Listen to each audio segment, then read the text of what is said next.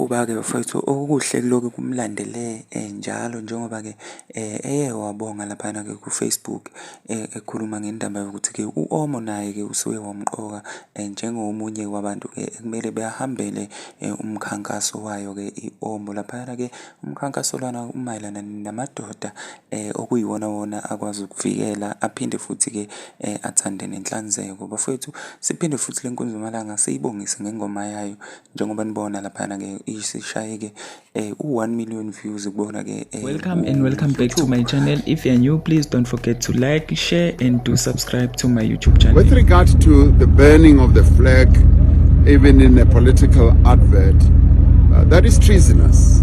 The flag of our country is a sacred article in the life of our country. It is that flag that unites all of us. It is despicable that a political party can, as it seeks to express itself, go and burn the symbol of our unity, the symbol of our existence as a nation.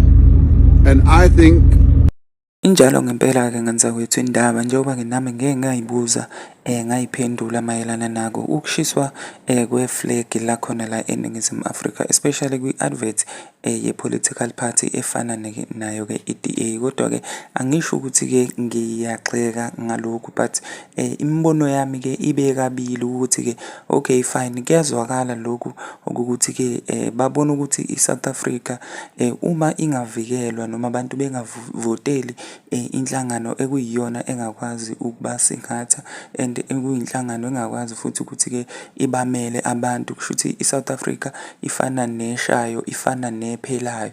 So ngamanye amazwi-ke ngiyabona ukuthi inhloso yayo i-advert bekuwukuya lapho, kodwa manje same time i-flag linjenge-symbol njengoba esho uMengameli ukuthi-ke linjenge-symbol yase-South Africa, livikela futhi wonke umuntu okhona e-South Africa.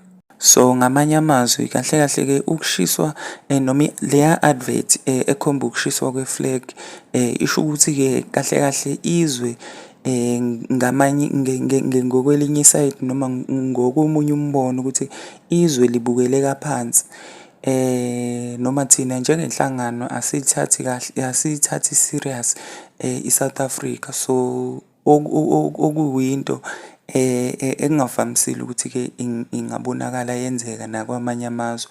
So ukushisa kahle kahle i-flag kuyenye yey'ndlela noma kuyenye yezenzo ekhomba ukuthi-ke wena you are against i-state noma you are against izwe ohlala kulona. Ngamanye amazwi wena umuntu ongafanele ukuhlala lelo lizwe ngoba uyalwisana nalo, uyabona. So imithetho awuhambiselani nayo nako konke nje okunye kwezwe. Kuningi-ke bafowethu esingakusho-ke ngayo le advert, kodwa-ke bengingakujabulela ukuthi-ke ngibone nami noma ngizwe-ke ngemibono yenu la kwi-comment section ukuthi nina ngale advert ikuphi enikucabangayo noma-ke umbono wenu uthini ngayo le advert. Okunye nokunye bafowethu ake sikubone la kwi-comment section. Ningakhohlwa-ke ukulike niphinde nisubscribe kuyona-ke i-channel.